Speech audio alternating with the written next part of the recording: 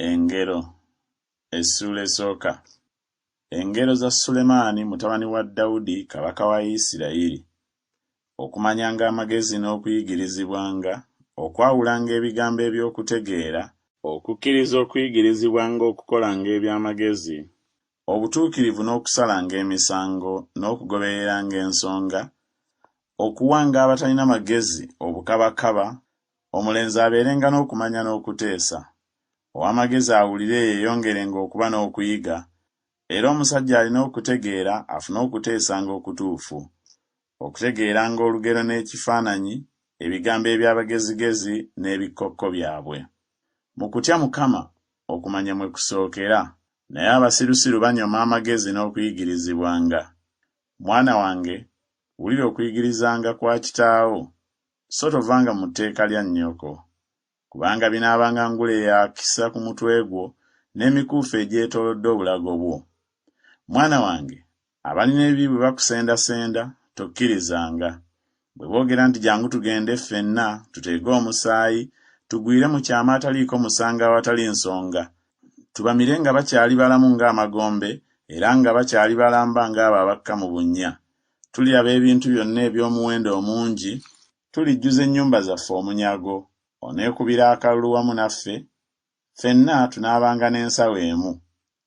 Mwana wange, tutambuliranga mu kkubo wamu nabo, ziyizanga ekigere kyo okuyitanga mu lugendo lwabwe, kubanga ebigere byabwe bidduka mbiro okugoberera obubi, era byanguwa okuyiwa omusaayi, kubanga bategera bwereere ekitimba ennyonyi yonna ng'ekiraba, era abo bateega omusaayi gwabwe bo, bagwira mu kyama obulamu bwabwe bo.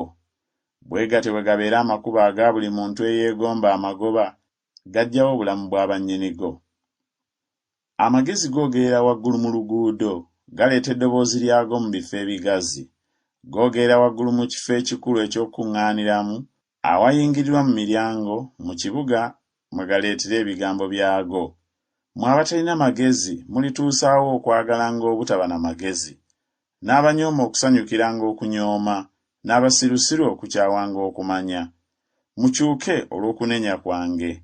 Laba, naafukanga omwoyo gwange gye muli, n'abamanyisanga ebigambo byange.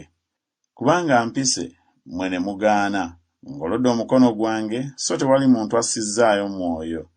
Naye mujjuludde okuteesa kwange kwonna, so temwagadde kunenya kwange n'akatono. Era nange ndisekera ku lunaku kwe mulirabira ennaku, ndikudaala entiisa yammwe bw'erituuka. Entiisa yammwe bw'erituuka ng'omuyaga, n'ennaku ze muliraba bwe zirijja ng'embuyaga ez'akazimu, okweraliikirira n'obubalagaze bwe biribajjira.